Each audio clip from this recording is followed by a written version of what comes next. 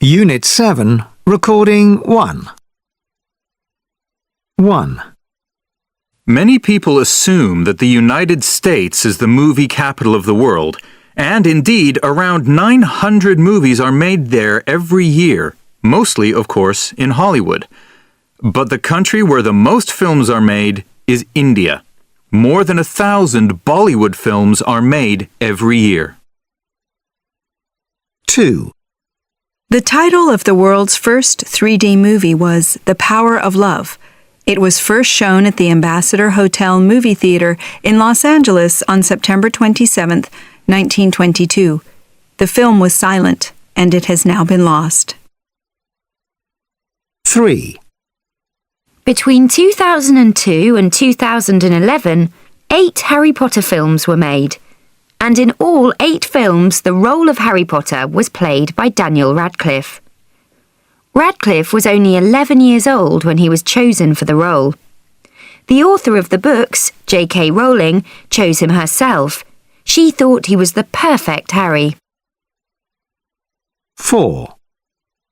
The Academy of Motion Picture Awards, better known as the Oscars, are broadcast to more than 200 countries worldwide every year.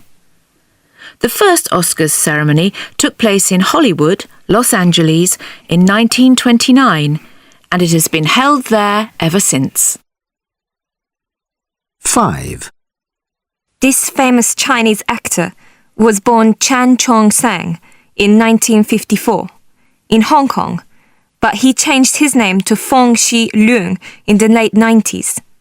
He began acting in the 1960s, but moved to Australia in the 1970s and worked on a construction site. Other workers gave him the nickname Little Jack, which soon became Jackie. Jackie Chan has since made more than 100 films, mostly martial arts films and comedies. 6. The epic American science fiction film Avatar, directed by the Canadian James Cameron, is set in the 22nd century on a fictional planet in the Alpha Centauri star system, named Pandora. A sequel is being filmed at the moment, and it is believed that more sequels will be made in the future. 7. The most filmed author in any language is William Shakespeare. More than 400 film versions of his plays have been made, more than any other writer. Unit 7, Recording 2. Astonished. Boiling. Delighted. Excellent. Exhausted. Freezing. Furious. Hilarious. Ridiculous. Terrible.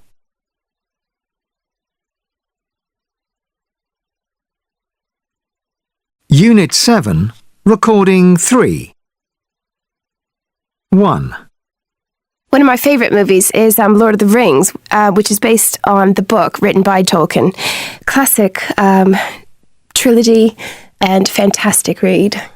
I read the book it was recommended by a friend, and I absolutely loved the book. It was absolutely amazing. And then when the films came out, I thought that they would probably be a little bit disappointing because the book was just so good. I mean, there's no way you can put that, into a film. But the films were actually, they did the book justice. And the cinematography was amazing. The performances were great. I mean, the casting was great because the characters really did justice to the characters in the book. And I love the fact that it was all filmed in New Zealand. I've never seen a better movie, I don't think. 2. A TV show that I really like at the moment is Modern Family. It's about 4 different families that are quite modern. Whereas in the past, people used to think that you would have a mom, a dad, and 2 children. In modern family, you've got one family, for instance, where the dad is about 50 or 60 maybe, and his wife is in her early 30s, and she's got a son as well from a previous marriage. So that's quite modern. The other family is a typical family, but they're all a bit crazy. You've got mom, dad, 2 girls, and a boy, and obviously the siblings go mad all the time. The series is really funny because they say and do things that you normally think about doing or saying, but in real life, obviously, you can't do it. I remember one episode, for instance, where the dad cancelled Christmas because one of his children lied, and I've always wanted to do that. I would recommend everyone to watch it because it's a really good show. 3. Oh, I saw a television programme last week, Saturday night, really main peak time television programme. And it was called The X Factor, and I just hated it. I really don't like singing competitions on television. The people on the programme were just not very good singers. The judges weren't judging them for singing, they were judging the way they looked, and they were judging their image. I think really the judges were thinking about who would sell the most records. So it was very much about image and not about singing. I think if we're going to have a singing competition, then the contestants should just be judged on singing and not the way they look or how their image will sell lots of records. 4. I want to tell you about the first time I went to a ballet. It was called Alice in Wonderland, and it's based on the book by Lewis Carroll. I went with my friend who, it was her birthday, so we went to see it in in Covent Garden in the Royal Opera House in London. Absolutely adored it. It was, I thought it was just really, really amazing. The set and the design of the stage were just terrific. Particularly liked the Queen of Hearts. She was an absolutely brilliant character, really, really funny. Which I think maybe that was the best part about it, was that I was at a ballet, which was all about the dance, but the whole audience was laughing. It was a real comedy show as well. I'd recommend it to anybody. Unit 8, Recording 1. Picture A. 1. Can I have the bill, please? 2. Excuse me, can I get past, please? 3. Could you pass me the water, please? Picture B. 4. Is it all right if I sit here? 5. Do you mind if I leave a bit early today? 6.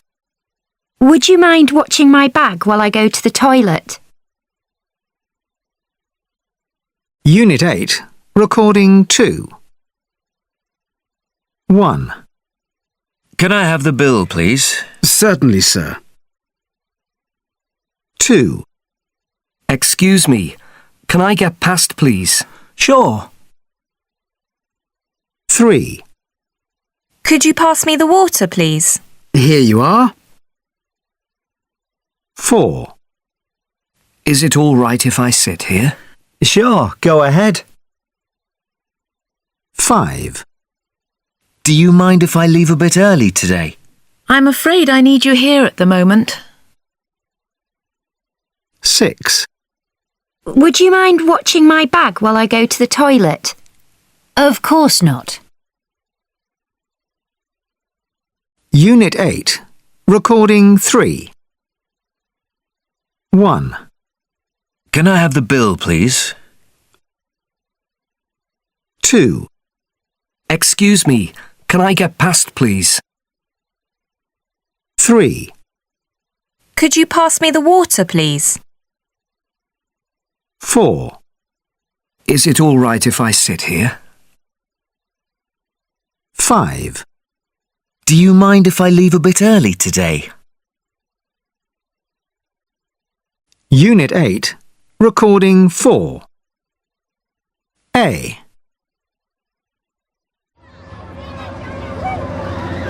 Come on, shall we go on the roller coaster? Are you joking? I'm not going to risk my life on that. Don't worry, I'll look after you. Nothing can go wrong. Everything can go wrong. Look, I'll go on the big wheel with you, but not the roller coaster. But this is the best one. You'll love it. Oh, come on. Shall I help you? Oh, all right. I'll give it a go. But I can't believe I'm doing this. There, we're in. Don't worry, I'll hold your hand. Oh yeah, that's really going to help.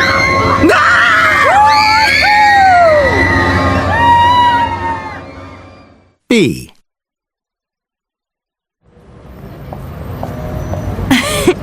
So I said, no, you can't. And I walked out. No, really? Oh, no. Is that the time? I really need to go. Shall we have a quick coffee? Oh, I'd love to, but I really should go. I'm going to try and go to the gym tomorrow morning. My New Year's resolution. Oh, yeah? Well, I'll give you a lift if you like. I'm parked just over there. I think I'll get the bus. I'm going to do some shopping on the way home. Shall I take you to the supermarket? That's really kind, but there's no need. The bus is fine. Okay. I'll give you a call next week. Okay. Speak to you then. Bye. Unit 8, Recording 5. A. Now, I must say, I hate people being late. I always try to arrive exactly on time myself. I think it's very rude to be late. Don't you, Florence? My friends are quite often late. Personally, I think you should arrive within an hour of the time that you were invited.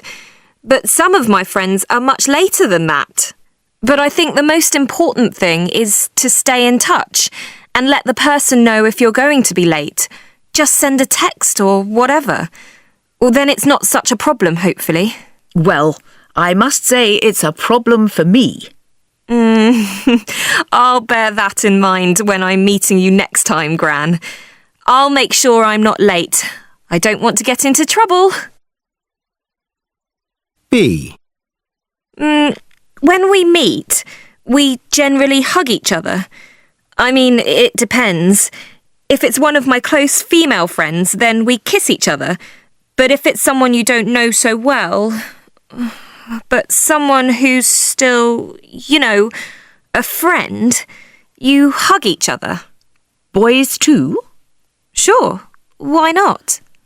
When I was young, people would just say hello or shake hands if they hadn't seen each other for a long time. But now there's a lot more kissing, it seems to me. Most people kiss each other on the cheek. Once, usually, though some people kiss on both cheeks. It's all a bit confusing, really. Of course, men of my age never kiss each other. If anything, they shake hands. They would definitely never hug or kiss each other. I can't imagine your grandpa kissing his friends. C. I think on the first date, the guy pays, generally speaking. But I think the woman should definitely offer to pay. After that, it kind of depends who's got the most money, don't you think? I mean, if you're both poor students, you probably share the bill. But if one person's got a job and the other one hasn't, then I think the person with money should pay. Or at least they should pay more often. In my day, the man always paid. People expected it. A man would be embarrassed if he didn't pay in a restaurant.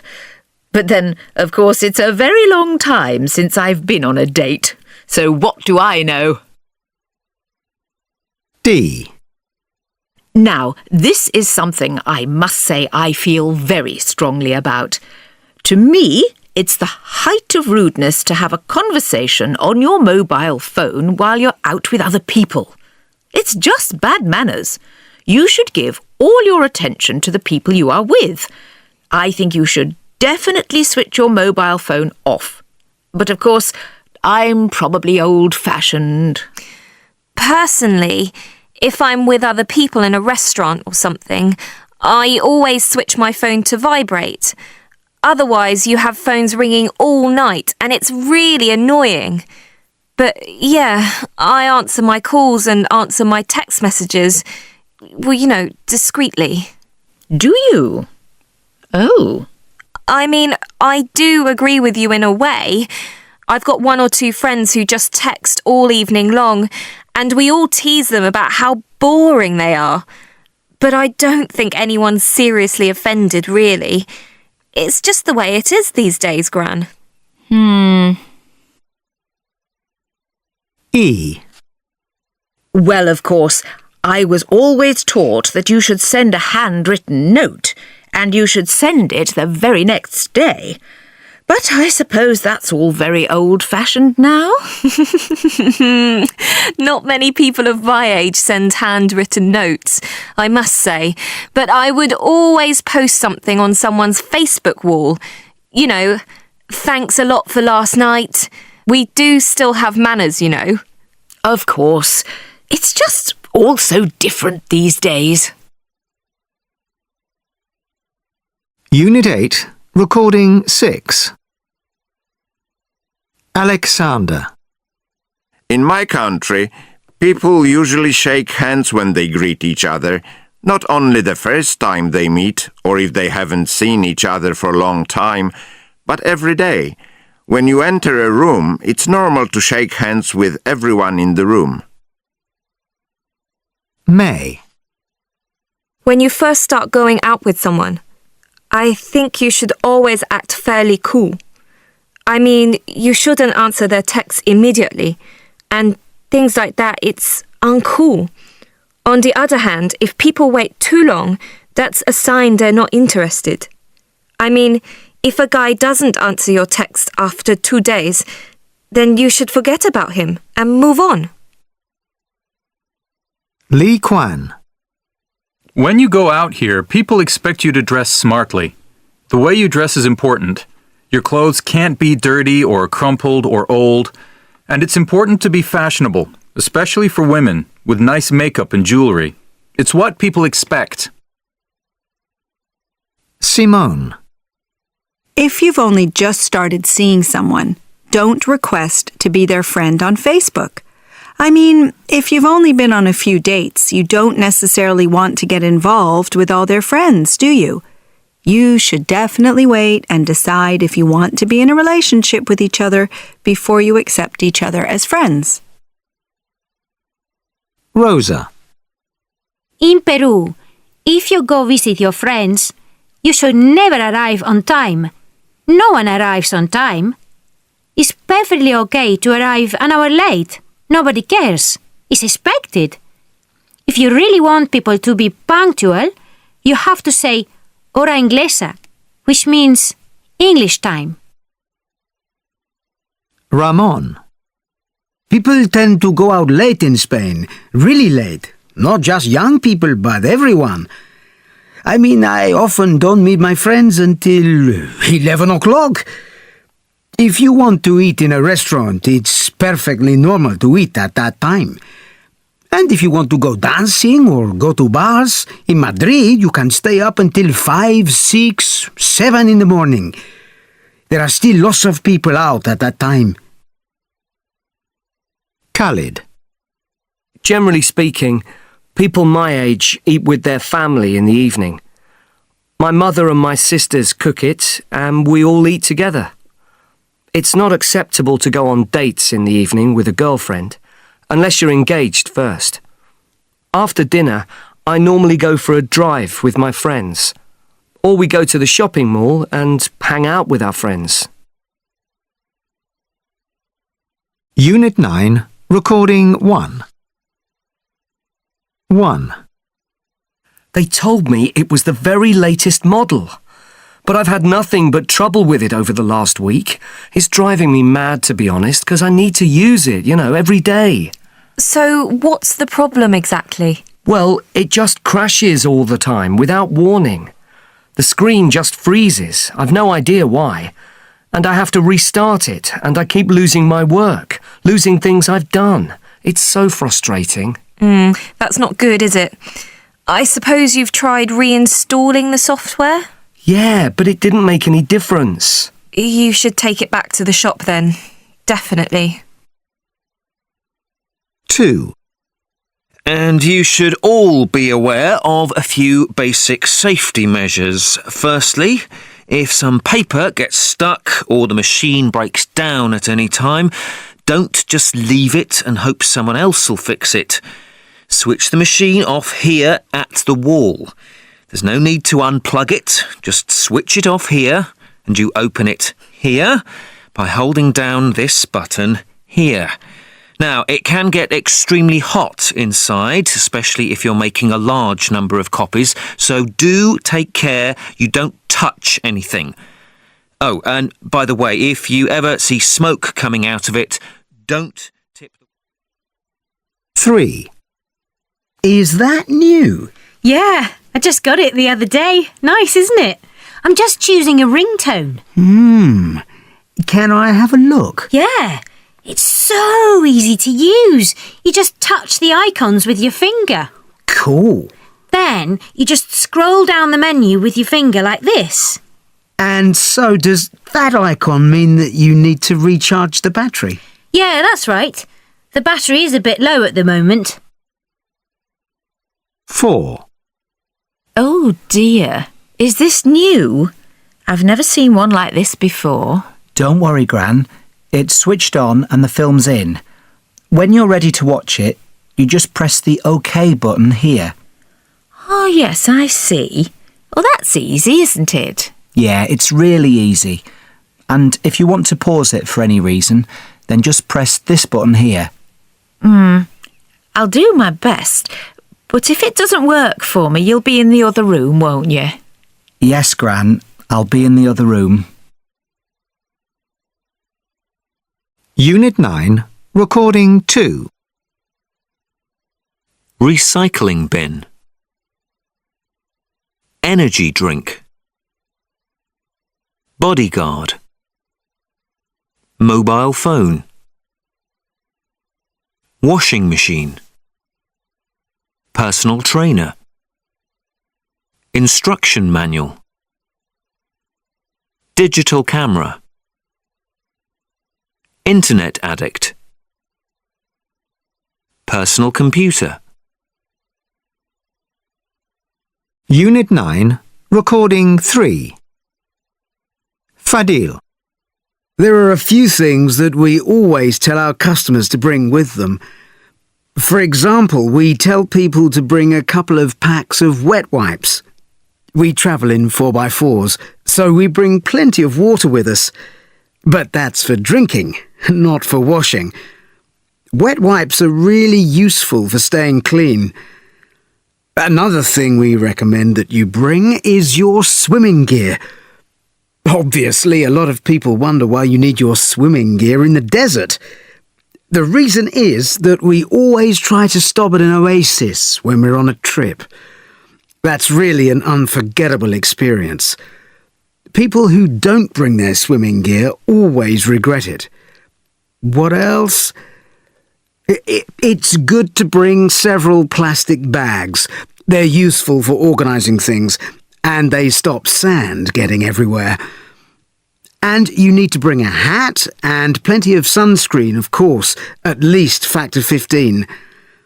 And, of course, a lot of people forget that the desert is freezing cold at night, so you need to bring some warm clothes. Abigail. I've been going climbing in the Rockies since I was a child, so I'm really aware of the dangers, particularly the way the weather can change really quickly. I see far too many people out climbing in just a pair of shorts and a t-shirt. They haven't packed enough warm clothes to deal with a change in the weather. And I always advise people to take some insect repellent and a bit of food, even if they're only going for a few hours. If the weather changes and they get stuck, they might really need both of them. High-energy food is best. Things like raisins and peanuts. You can add a little bit of your favorite chocolate, too. Too many people these days rely on a handheld GPS navigator. Now, most GPS navigators are great. It's definitely a good idea to take one. They tell you exactly where you are, but they can also break or run out of battery, so you need a backup, a map, and a compass. And don't forget a plastic bag. You don't want your map to get wet. Joel. I'm a real festival lover, you know.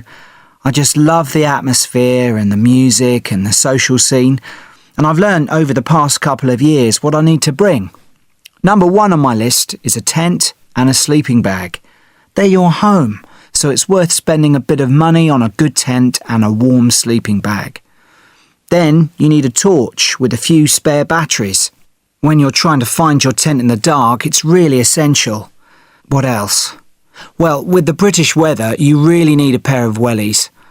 Often people bring too much food with them, and they always regret it, because they spend a lot of time carrying it around, and actually there are plenty of places to buy food. To be honest, these days you can buy most of the stuff you need at the festival.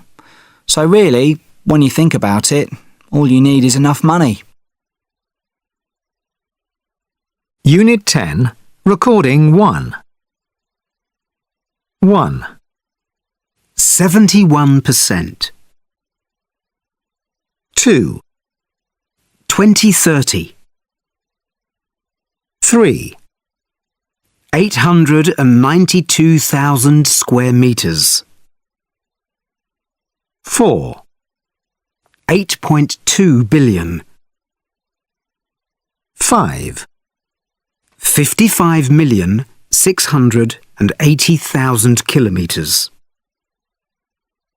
6. 300,000 kilometers per second. 7. 199,859. 8.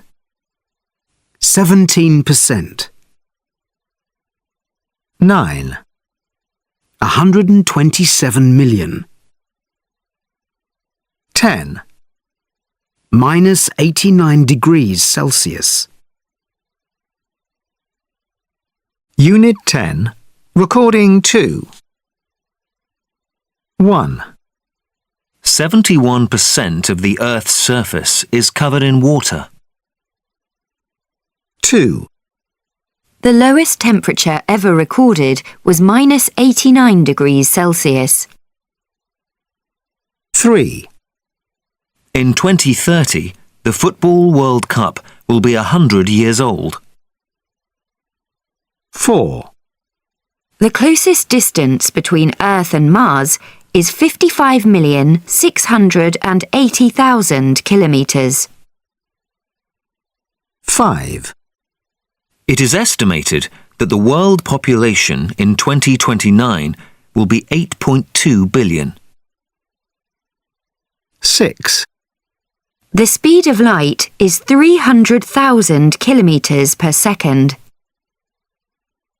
7. The population of Japan is 127 million. 8. The world's largest shopping mall is 892,000 square metres. 9. 17% of British people are over 65. 10. The largest crowd ever for a sporting event was 199,859. Unit 10, Recording 3. 1. Well, it's an interesting idea, but in my opinion, it isn't very likely to happen. Not by 2029. I mean, people like talking to other people. Who wants to talk to a machine? When I talk, I need someone to listen to me, to understand me, and to, I don't know, feel happy for me or sad for me. Machines may well sound like humans at some point in the future. They may even look like humans. but we're unlikely to have a cup of coffee and a chat with them. You know, they're just machines. So, no, I don't think that will happen. I could be wrong, of course, but I doubt it. 2. Yeah, definitely. I mean, why not? Everything gets smaller and smaller.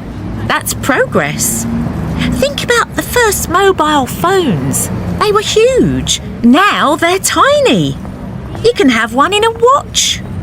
Cameras are the same. So, by 2029, I think they'll almost certainly be small enough to fit inside a human eye.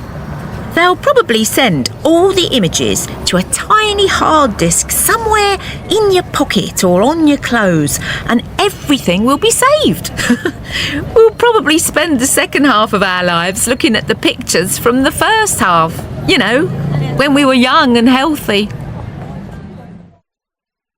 3. By 2029? Are you joking? About half the world lives on less than $2 a day. 700 people die from hunger every hour. Not every day, every hour. 1.5 million people a year die from AIDS. The problems are huge, they're enormous. And this guy, Kurzweil thinks that everything is going to change by 2029? No way! Poverty probably won't disappear by 2099, so things definitely won't change by 2029. 4. Yeah, actually, I think that probably will happen. I mean, I don't know when, but I think it's very likely that we'll have driverless cars one day. It seems quite logical to me. And it makes sense to have computers in cars that stop you from speeding or driving dangerously. It seems like a pretty good idea. So, yeah, it may well be the law one day that you have to have a computer in your car to control the speed or whatever. 5. They'll do what? By 2029? No, I don't think so. You see, humans have new ideas, strong emotions, things like that. Robots don't. They're unlikely to ever write books or enjoy films or things like that. They don't want to be treated like us because robots don't have wants. Only humans have wants. Of course, I may well be wrong, but I think it's unlikely. I used to have a little Tamagotchi. Do you remember those? I kept it in my pocket and I had to remember to press some buttons sometimes to feed it. And if I forgot, it would beep a lot and then die. It was a present. Such a stupid thing. Mine died after 2 days. I wasn't sad at all. Anyway, it pretended it was alive, but it wasn't. It was just a machine.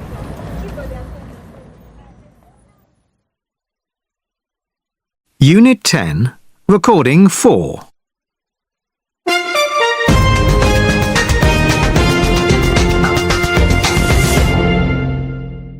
Society today is changing faster than at any time in the past. Young adults today, with their mobile phones, their online world and their social networks, live in a completely different world to their parents and grandparents. And it isn't only the technology that has changed. Over the last 50 years, life expectancy has increased dramatically. Teenagers in modern Japan, for example, can expect to live to over 80. 50 years ago, life expectancy was 65. And people in most countries have more money to spend. Over the last 50 years, average income in a country like the USA has risen 300%. And that's in today's money. That's a huge increase. And despite what people often think, free time has gone up too. Not only that, but things like healthcare and education have got much better. So we have a longer life and more free time in which we can buy more things. And let's face it, there is a lot more to buy these days. So here's the big question that experts have been asking for years. If our living standards have improved so much, why have our levels of happiness stayed the same? Why is our happiness not increasing with our income and our free time? Unit 10, Recording 5. 50 years ago in Britain, 52% of people said they were very happy. Today, just 36% say the same thing. One of the reasons that we aren't happier might be that there is less trust in society. In the 1960s in Britain, 60% of adults said that they believed most people could be trusted. Today, that figure is around 30%. Another reason might be that societies are becoming less equal. The gap between the very rich and poorest in our society is bigger than ever before. And the more equal a society is, the happier the people are. So, is this problem going to change in the future?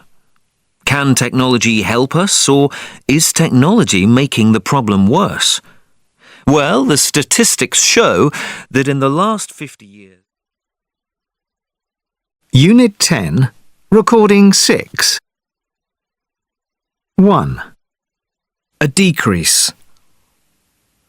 To decrease. Decreasing.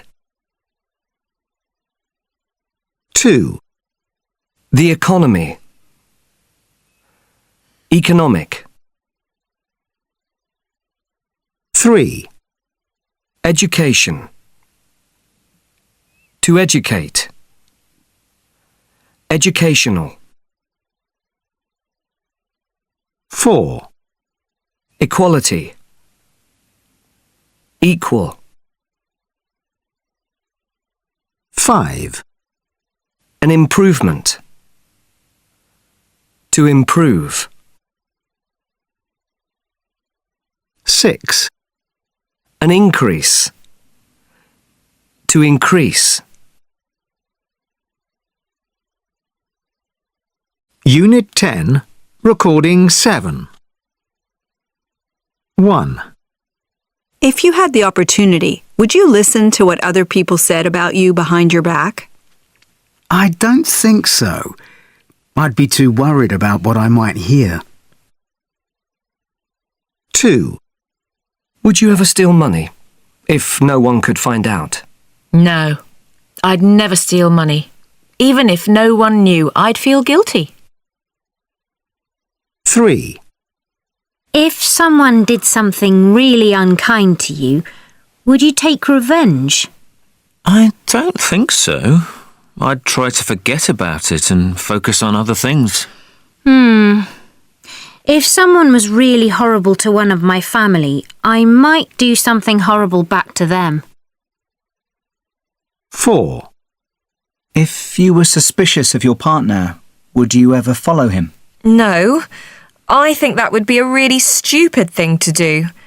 If I thought he was doing something wrong, I'd ask him about it. 5. Would you ever travel first class without a ticket? I'm a real coward, so no, I wouldn't dare. If someone caught me, I'd feel so embarrassed. Unit 10, Recording 8.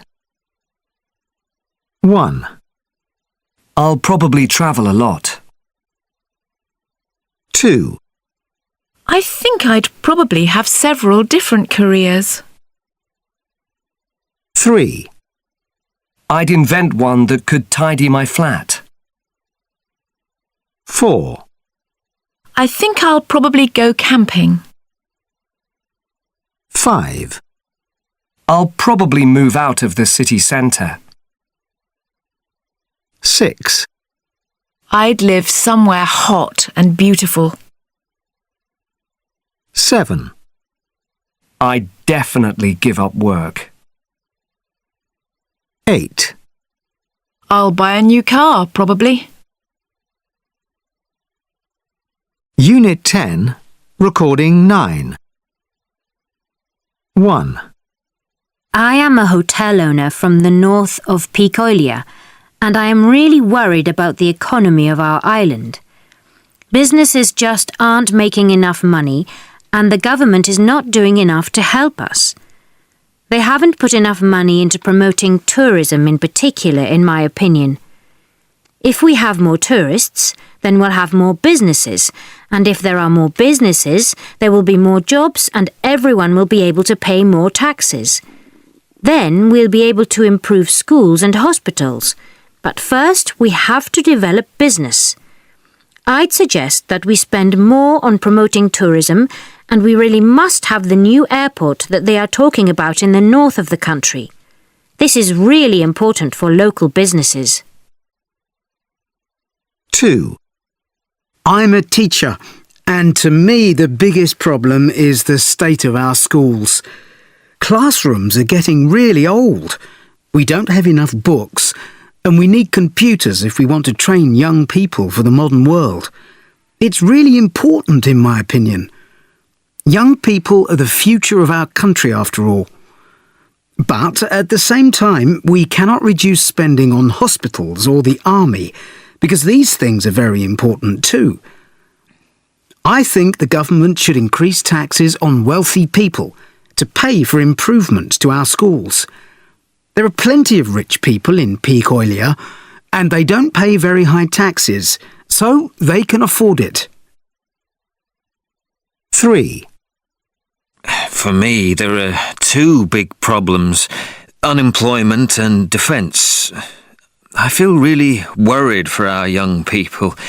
It's getting more and more difficult to find a job, and I just don't know what they can do.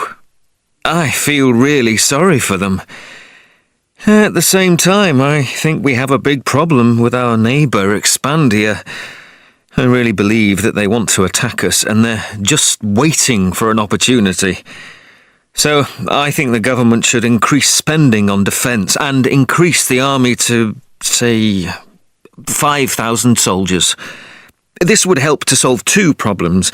It would make the country more secure against our neighbours, and it would give young people jobs and useful training.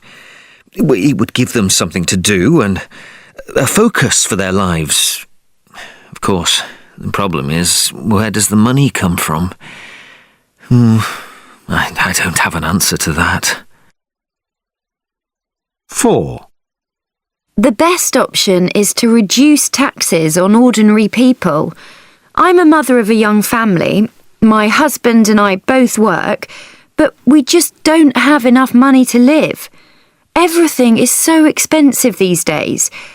We want to be able to buy clothes for our children and have a better standard of living generally, but it's just not possible. And I don't think the government needs to spend all this money on hotels and golf courses and things. That's all for rich tourists. The government should help ordinary people like me. Now, that would be popular. Unit 11, Recording 1. 1. One thing that really annoys me is when there are parks and open spaces and they have signs saying no ball games. I mean, everyone complains about children these days not getting enough exercise and hanging around on street corners and things. But then they don't allow them to play anywhere or do anything. Kids should have the right to play in public places. Otherwise, they're going to get into trouble, aren't they? 2. One thing that really annoys me is speed cameras on motorways. I mean, everyone breaks the law on motorways, don't they? I don't even think speeding on motorways is really dangerous.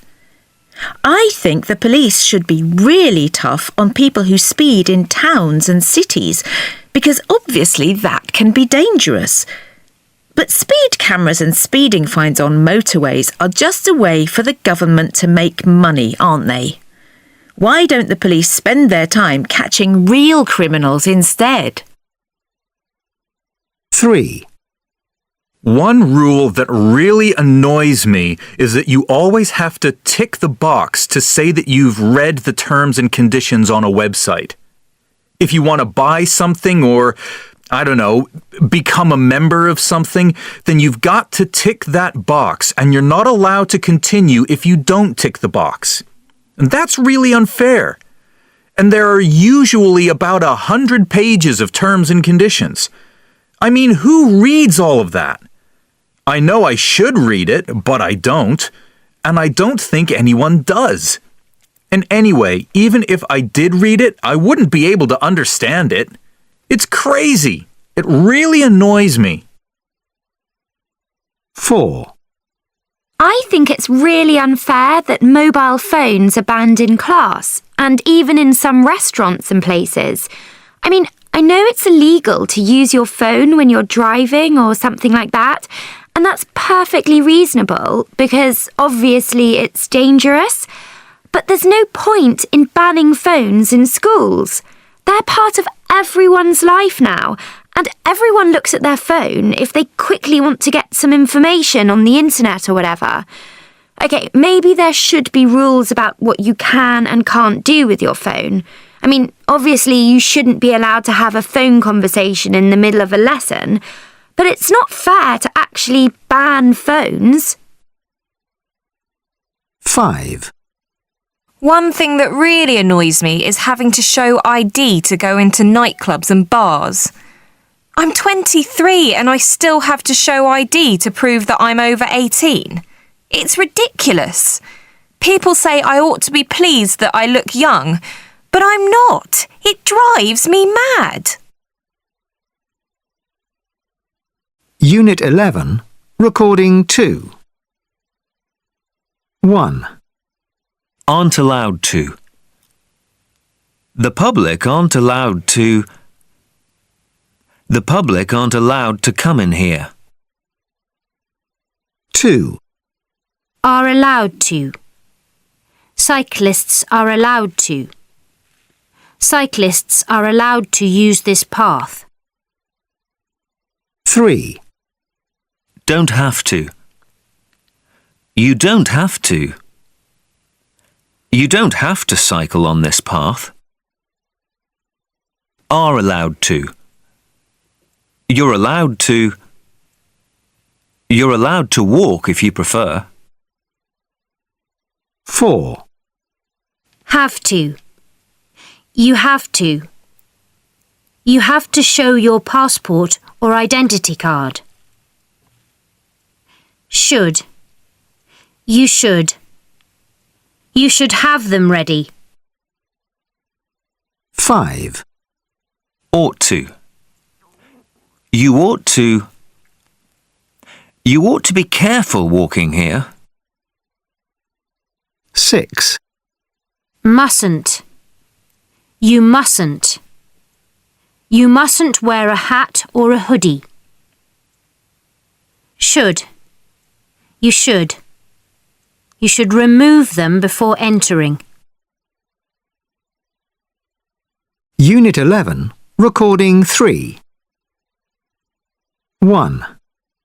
I think it should be compulsory to have a trial license, the ones you get for motorcycles.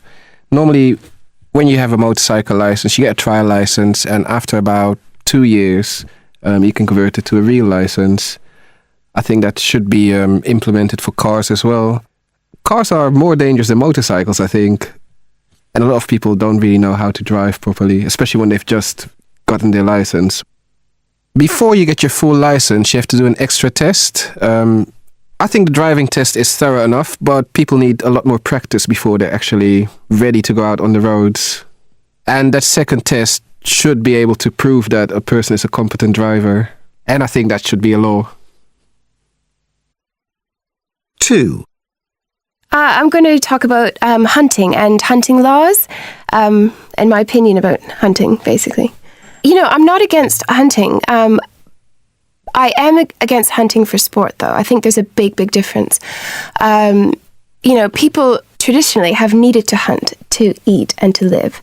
And to me, that's fine. What I don't agree with is hunting for sport, because I don't see the pleasure in going and killing an innocent, beautiful creature just for the sake of killing it.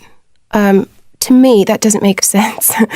I mean, you would hope that people would use the meat and, they would do something with the animal. But unfortunately, a lot of the time, people don't. They just kill the animal, and that's it.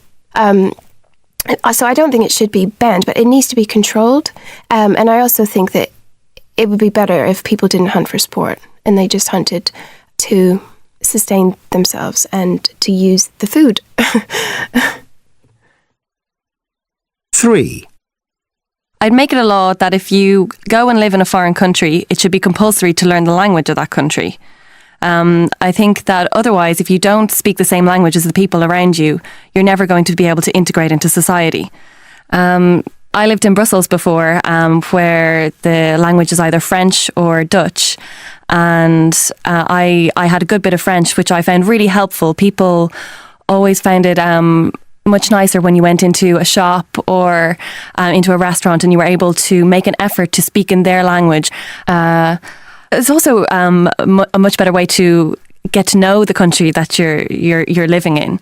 It helps you be a bit part of it more if you can actually communicate with the people and make friends with those people. I think that's probably the most important part about it. 4. I think there should be a law that if you're fit and able and you've been unemployed for, say, 6 months or more, and you're receiving money from the government to help you, you should have to do some kind of voluntary work.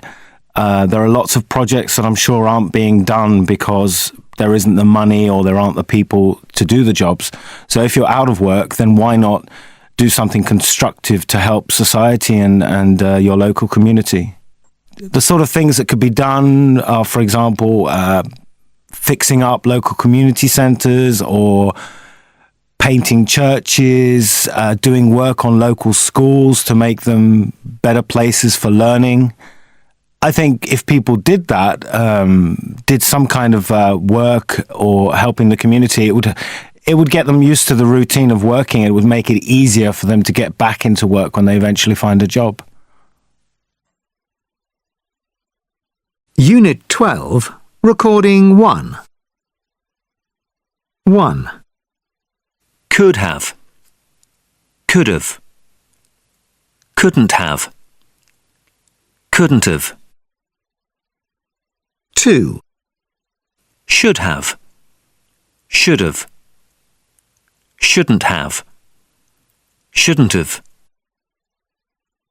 3. Would have. Would have. Wouldn't have.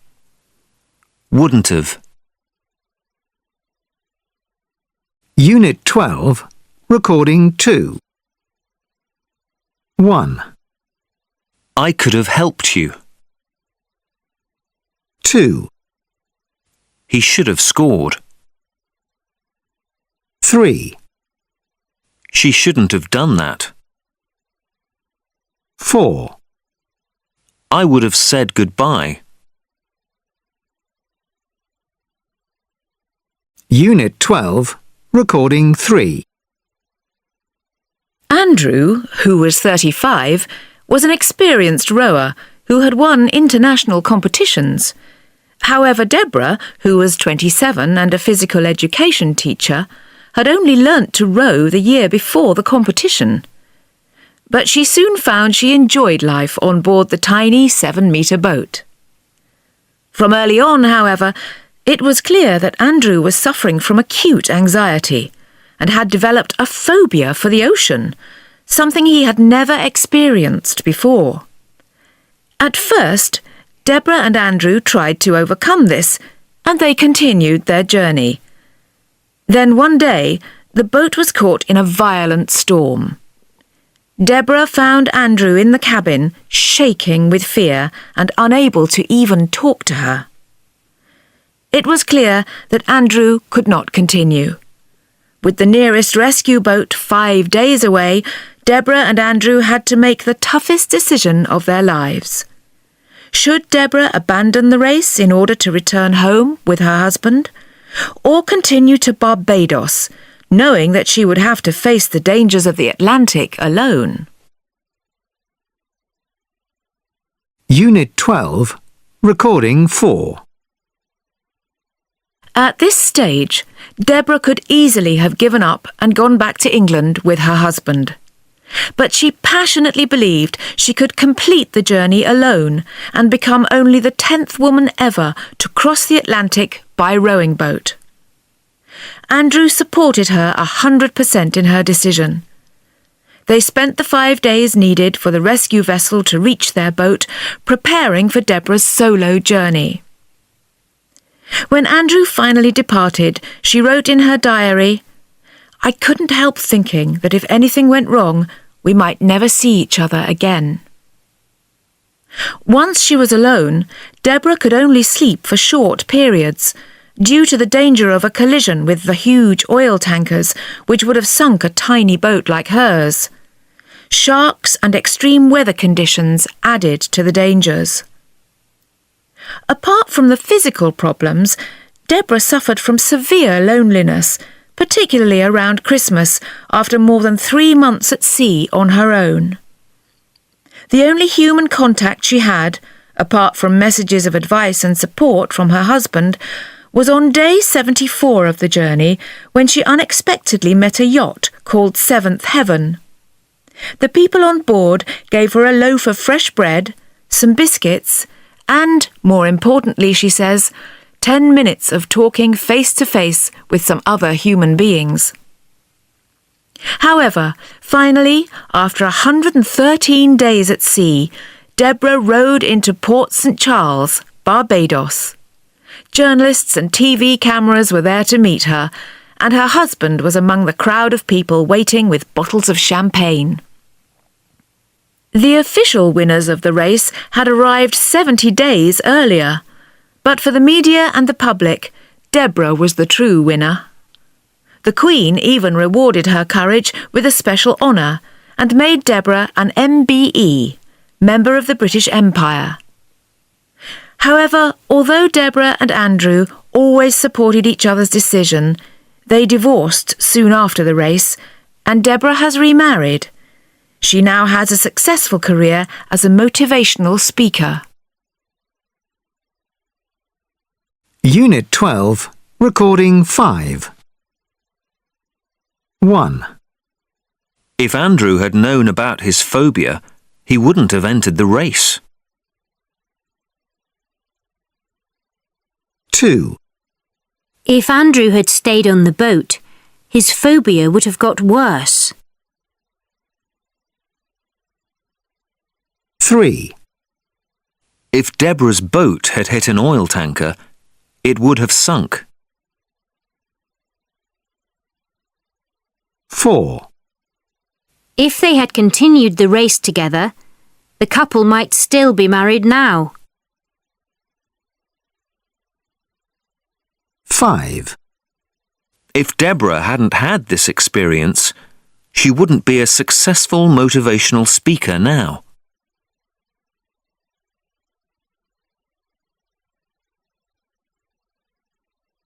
Unit 12, Recording 6.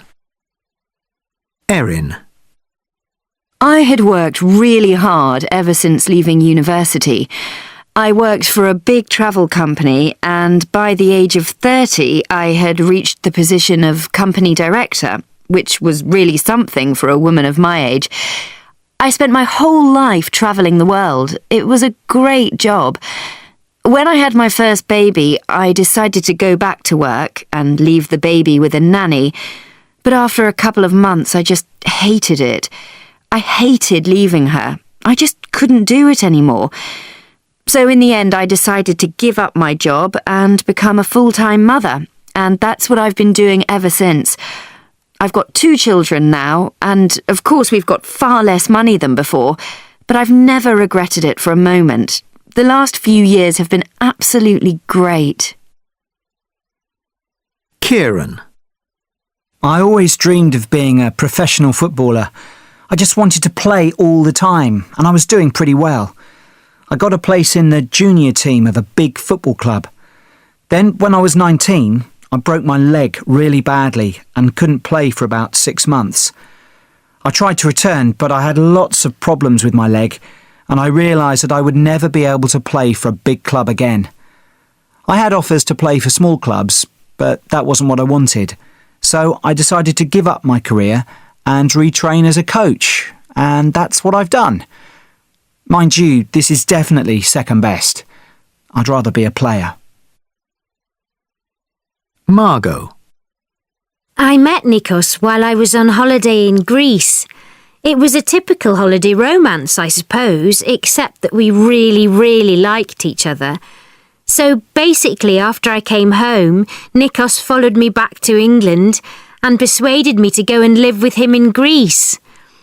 I never thought I could leave my family and my friends and my job as a nurse and everything, but that's what I did, and here I am. We run a restaurant together on this beautiful island, and basically it's all worked out really well. Copyright Pearson Education Limited, 2013.